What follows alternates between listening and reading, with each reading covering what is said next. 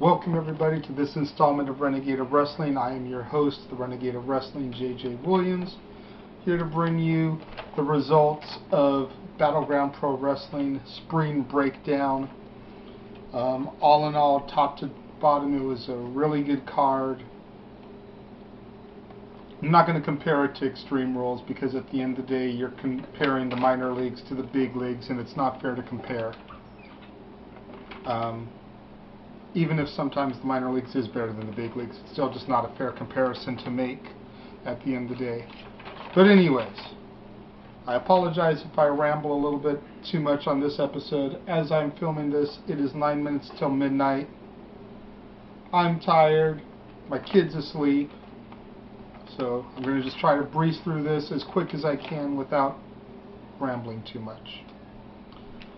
First match of the night, Pinky and his nobodies took on Foob Dog Seville and the mystery partner Mikey O'Shea. Team Foob ended up getting the victory clean. Really good way to open up the show. Nice back and forth action. A surprise seeing Mikey as the mystery opponent, considering he was already booked to wrestle later on in the night. So he did double duty at the end of the day. Small part of me wonders if that's because of his suspension last month, so he wanted to try and make it up to the fans. Mikey's just that type of guy. Second match of the night, we had Nick Madrid versus Rico Dynamite. Non-title, so Rico's Battleground Heavyweight Championship was not on the line. Rico ended up getting DQ'd at the end of the day. Nick Madrid picking up the victory.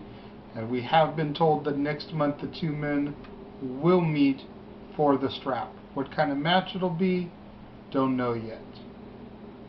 At the very least, considering the fact that the match went to disqualification, I'd like to see a no DQ match, just so that there's some kind of solid winner there. Partners took on each other. Levi Shapiro versus the Riv.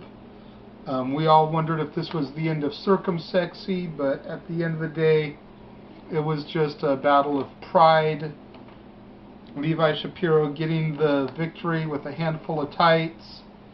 Riv got a little upset about it afterwards, and Levi had to tell him, it's like, hey, the reason I needed the tights was because I was fighting the Riv. He needed to cheat to win because he was that good. It was a little bit corny in that aspect, but at the end of the day, it was still a really solid match.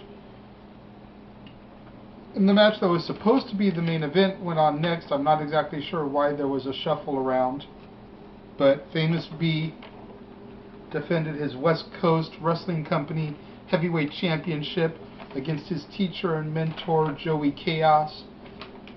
Awesome contest. Easily one of the matches of the night. Great back and forth action. And Famous B ended up getting the victory in his first title defense for the West Coast title. The Greater Good took on the Working Dead and their mystery opponent, Tito Escondido. The Greater Good being the team of Jason Andrews and Simon Lotto, the Revolution, and their partner Jeremy Yeager, the Ring Warrior champion. Working Dead is the team of Chris Cadillac and B-Boy. Great brawl. Again, easily one of the matches of the night. These six men pulled out all the stops, and it was the Working Dead and Tito Escondido getting the victory at the end of the night with a Shining Wizard. We're supposed to have intermission, but we didn't. We just blew right through it on this evening. No intermissions. Debuting Kay Jetler took on Mikey O'Shea. Really good. I know I'm saying this a lot. It was a really good match. Jeff, you sound like yourself. It's really make sure. I've been waiting for you to chime me in. I've been waiting for you to say it. Okay, go ahead. Would you like to give your 2 cents on this match, since I'm sounding like a broken record? Kay Jetler and Mikey O'Shea. Unfortunately, I didn't get to see a whole lot of it because I was trying to get the camera set up and I was a spaz. So you did that for me. And for a lot of the second half, I was running around like crazy doing various things, so I didn't get to see it. But what I saw was unbelievable. These two guys really, Cage Outler, we got to talk to him after the show. I'm sure you're talking about the after party too. We got to talk to him a lot. He's a really cool guy. He's great. The gimmick is great. It's very much take on the model Rick Martel, but with a British tint to it, if you will. Yes, DFBB, drug-free bodybuilding. There you go. So that is his motto. Amazing talent. I hope they bring him back for more. I really do, because he was really cool. So do I. But yeah, it was an awesome contest. Kay was able to get the victory. Shenanigans. Yes. Shenanigans. Offbeat shenanigans. An Irishman. Aha! Yes. Extreme Loco came out and distracted Mikey in the match, which allowed Kay to get the victory. Of course, Loco and Mikey have had history over the past couple of months. This ended up setting up Loco's match, which went on next. Extreme Loco versus Lucha Machine. Brutal, hard-hitting. Extreme Loco with some very, very unkind things to say to Lucha Machine's fiance, who was in the audience.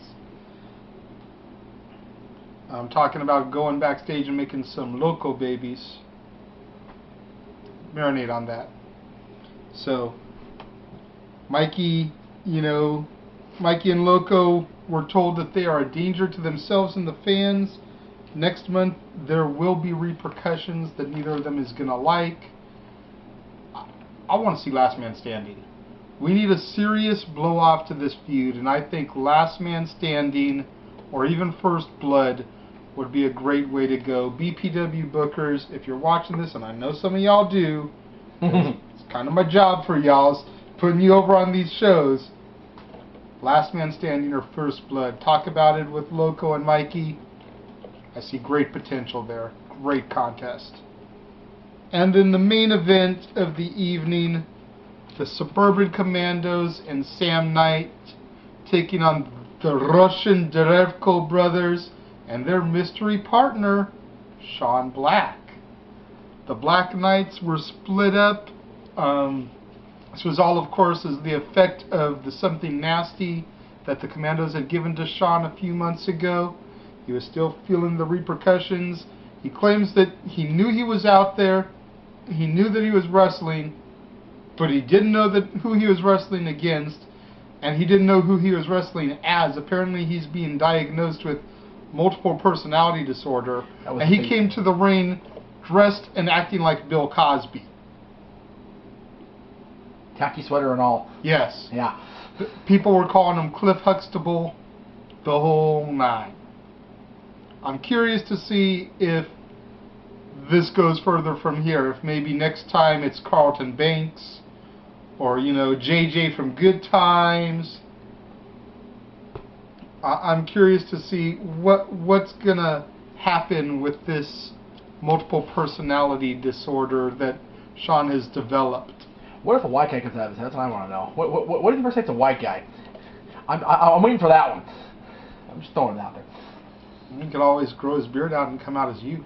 Hey, wear the red Long Beach Clothing Company shirt I had on the other night. There you go.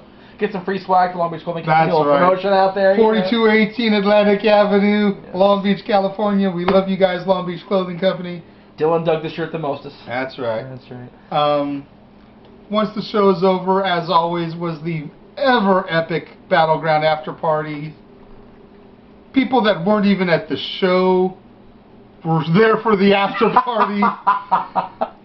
Shout out to the homie Suave who was looking for something to do. I told him, hey, we got karaoke tonight, and he managed to find his way into the bar for the after party. So, as we saw part of on After the Bell yesterday. Yes. The after party was fun. This was actually my first after party that I actually hung around for. Battleground knows how to party, man. I'm more than proud to be part of this family. I've said it on Facebook, I've said it in past videos, but to all the cast and crew out there at Battleground Pro Wrestling, thank you for allowing Casa D18 Studios to become part of the family. That's about going to wrap it up for this installment of Renegade of Wrestling. I am, as always, the Renegade of Wrestling, JJ Williams. Be on the lookout this week for RSI movie review tomorrow. Jeff and Jade are going to be talking about The Wrestler. Dad's on Wrestling this Thursday. Not sure what me and Jeff are going to talk about yet. Been kicking around the idea about talking about, Grand Slam champions and what should be counted and what shouldn't be counted. Stat Boy, as always, will be here on Friday with his endless rants. God only knows what he'll have to talk about this time. The Angels are still losing, but the Kings are still winning. Poor Angels, man. Saturday or Sunday will be a bonus after the bell for y'all as a result of the clusterfuck episode that y'all saw yesterday. If everything goes right with the Avengers on Friday, one of those days will also possibly be a movie review on the Avengers. Don't hold me to that one.